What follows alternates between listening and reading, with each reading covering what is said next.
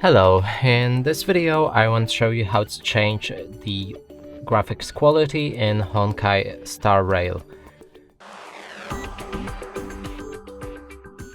And to do this you will need to click in the top left corner of the screen. Not like this. Let's try it again. And right here we have the gear icon. Click on it to open the settings. And the first thing you should see is the graphics settings and the graphics quality right here. You'll be able to change it between all of these options.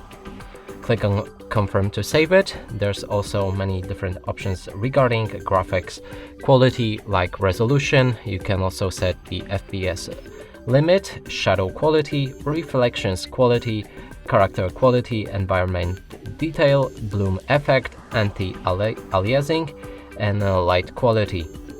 And that's basically all of the graphics settings you can change in this game on your phone. And that's it for this video. Hope you like it. Please consider subscribing to our channel, leave a like and a comment below.